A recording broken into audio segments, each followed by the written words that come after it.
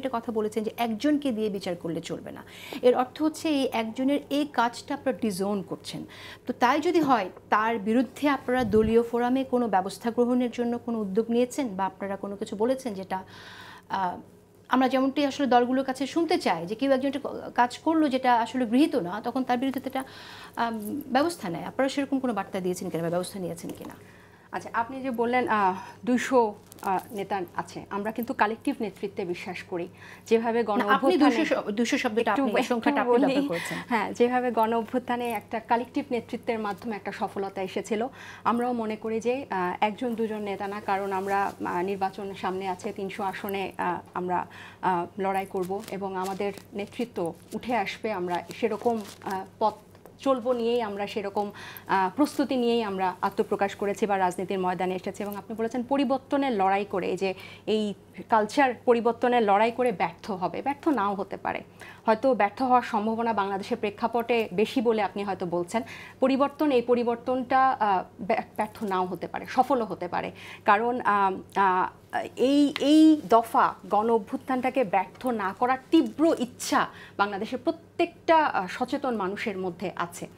Disown করার ব্যাপার যেটা বললেন, এটা ব্যর্থ কোন প্রসঙ্গে বলেছে সেটা বুঝতে আপনি বোধহয় ভুল করেছেন। আমি বলেছি, আপনি যেখানে বলেছেন যে আপনাদের 200 জন এই জাতীয় নাগরিক পার্টি আরও 200 জন কীভাবে তারা রাজনীতি করছে তাদের ব্যাপারটা সামনে আসছে না, সেই প্রসঙ্গে আমি বলেছি তাদের মধ্যে হয়তো 100 জন সেই অর্থটা সেইভাবে পাচ্ছে না, এবং এমনও হতে পারে তাদের মধ্যে 50 জন বা আরও বেশি মানুষ তারা লড়াই করছে এবং নতুনভাবে কিভাবে নির্বাচন করা যায় এই 3M এর ব্যবহার ছাড়া তারা হয়তো সেই কথাটা ভাবছে, এবং তারা হয়তো ব্যর্থও হতে পারে ইন আ সেন্স, তারা হয়তো তাদের জামানত বাজেয়াপ্তও হতে পারে। সেই জায়গা থেকে আমি বলেছি না, আমরা যেহেতু এই পুরনো রাজনৈতিক ব্যবস্থার বা যেভাবে ভোটের রাজনীতি বা মানুষের কাছে যাওয়ার যে টাকা দিয়ে পাওয়ার দিয়ে যে মানুষকে ভোলানো এবং ক্ষমতাকে কেনা, এগুলোর বিরুদ্ধেই তো আসলে এইসবের মানে আপনি যদি কালেকটিভলি দেখেন এইসবের বিরুদ্ধেই তো মানুষ দাঁড়িয়েছিল 24শে জুলাই আগস্টে, যে জনগণকে ক্ষমতায়ন করার জন্য, মানে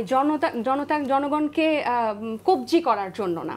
তো আপনি যে ডিজোন করার কথাটা বললেন, ডিজোন করার কোনো প্রশ্নই আসে না, কারণ সার্জিস, হাসনাত যারা, এরা কিন্তু যথেষ্ট কাজটার কথা বলছি, এই যে ঘটনাটার কথা ওটার প্রেক্ষিতে আপনি বলেছেন। হ্যাঁ, তো তারা কিন্তু গণ অভ্যুত্থানের মধ্যে দিয়ে নেতৃত্ব, তাদের ডাকে কিন্তু অনেক মানুষ সাড়া দিয়েছে এবং তারা গণ অভ্যুত্থানের অন্যতম সফল ফেস।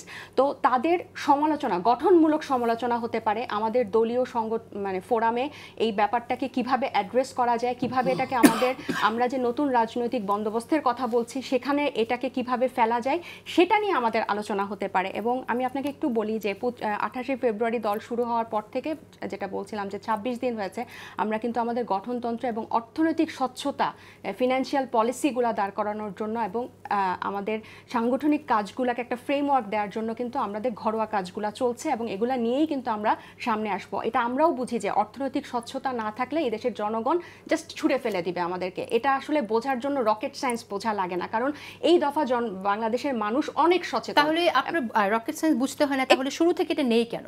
এটা morning shows the day, Zabin, right? Not always, কারণ হচ্ছে আমি যেভাবে বলছি যে এটা সাধারণত, হ্যাঁ সাধারণত, বাট নট অলওয়েজ। এবং এই যে এতগুলা মানুষ যে একটা নতুন মানে রাজনৈতিক দল, এটা কিন্তু এখন আর কোনো ছাত্র সংগঠন বা কোনো ক্যাম্পাসের কিন্তু কোনো রাজনীতি না, এটা একটা জাতীয় পর্যায়ে রাজনীতি করছে। এবং এখানে কিন্তু বৈষম্য বিরোধী ছাত্ররা পরে কিন্তু জাতীয় নাগরিক কমিটি হয়েছিল, যেখানে যারা ছাত্র না, এরকম সিভিল সোসাইটি থেকে অনেক তরুণ বিভিন্ন ব্যাকগ্রাউন্ডের এবং যথেষ্ট বুঝদার, রাজনৈতিকভাবে সচেতন অনেকগুলো মানুষ, তরুণরা কিন্তু যুক্ত হয়েছে।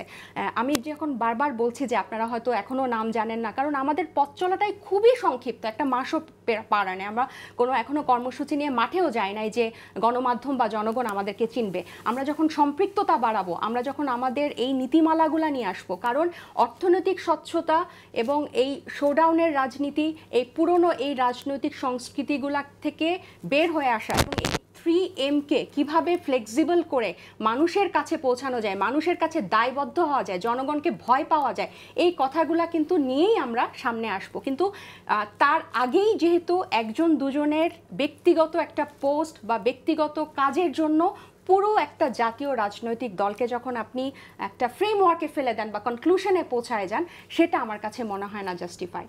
সো কিন্তু এটাও আবার ঠিক যে তাদের কোনো কাজের জন্য যে তাদেরকে ডিজোন করে ফেলা হবে overnight, it's not like that. তাদেরকে ডিজোন করে না, এই ঘটনাটির কথা বলেছেন যে ঘটনাটি আপনার ঘটনাটিটা এটা আপনারা এখানে আসার আগে এটা আমাদের দলীয় ফোরামে আরো বেশি আলোচিত হয়েছে এবং আমরা কন্টিনিউয়াসলি এগুলো নিয়ে কথা বলছি যে এখান থেকে আমরা কিভাবে, যেহেতু এটা থেকে মুক্তির জন্যই আমরা কথা বলেছি, আমরা এটা প্র্যাকটিস করতে পারি না, তাহলে এটা থেকে বের হয়ে আসার জন্য আমাদেরকে কি করতে হবে এবং পাশাপাশি আমাদেরকে কিন্তু জনগণকেও বোঝাতে হবে যে it's not our character, right? So এটাও কিন্তু একটা কাজ, কারণ আমরা এখন জাতীয় পর্যায়ে, আমরা কিন্তু এখন ক্যাম্পাস বা ঢাকা কেন্দ্রিক এরকম না।